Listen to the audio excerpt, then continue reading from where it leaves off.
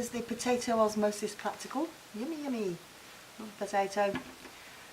So what the principle of the experiment is that we're going to put potato tissue that we know the mass of into solutions of different concentrations. So we've got 0.2 molar, 0.4, 0.6, 0.8, and I'm hoping those labels are right, and 1 molar solutions. So this one is something that we would describe, in sort of everyday parlance as being a dilute solution. That means that it's got more water than solute and therefore has a higher water potential. So this is our one with the very highest water potential out of our range. We've then got 0.4, that's going to have a slightly lower water potential. This one's going to be even lower. This one's going to be lower, and out of our range of solutions, this one is going to have the lowest water potential of all, just because it's got the most solute in it. So overall, the principle is that if we take a massive potato and pop it into a solution with a very low concentration of solute and high water potential, the most likely scenario is that this solution will have a much higher water potential than the potato.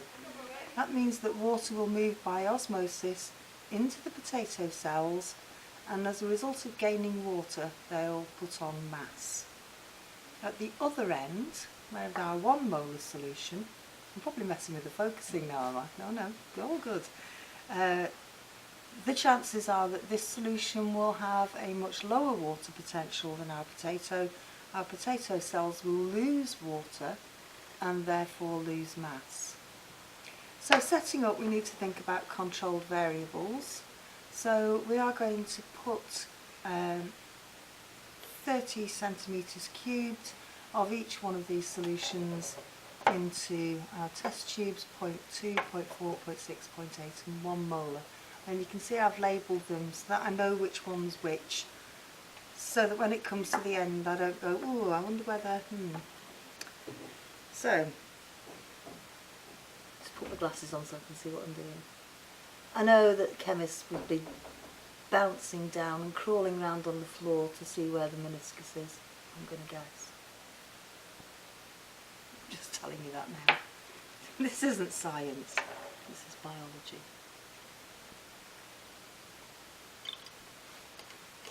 And also, I know I should rinse between, because obviously if I then start putting, there's going to be little bits of more dilute solution in here. So that might be something that causes me an inaccuracy later on.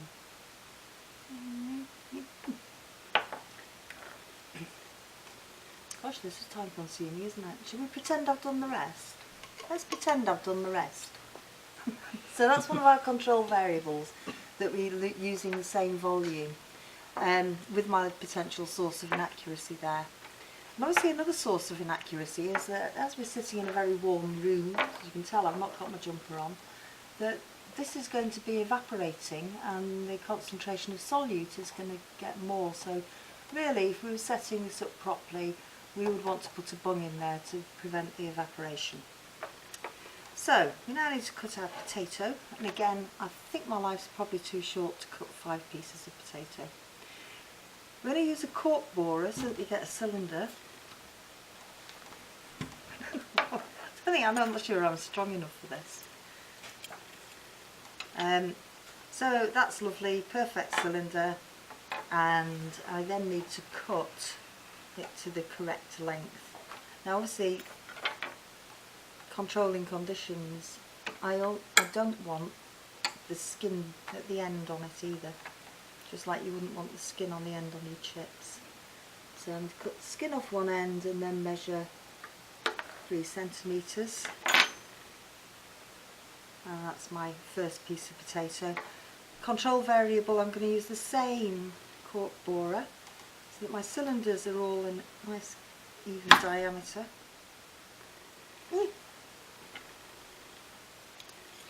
And I've decided my life is too short to do this.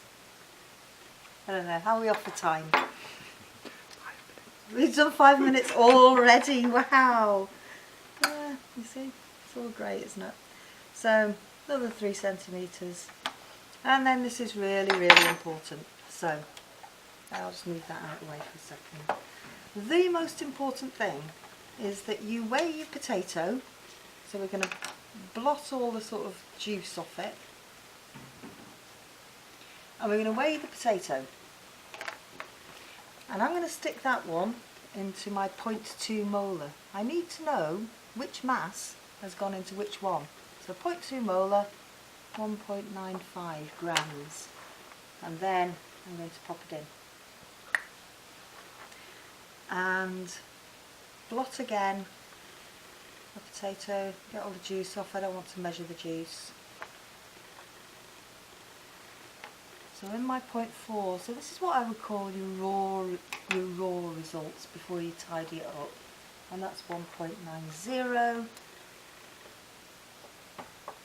And you do that for all the rest of your tubes. So I'm just going to do a Blue Peter now. And in true Blue Peter style, well, you maybe didn't have this when you were young. I'm not going to use sticky back plastic if that's any consolation. I'm just going to clear the decks. In true Blue Peter style, what I've got is a set, and these have been soaking for a good long while.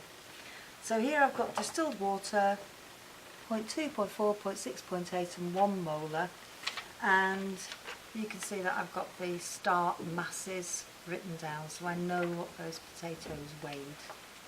And I now need to fish them out. This might not be as easy as it seems.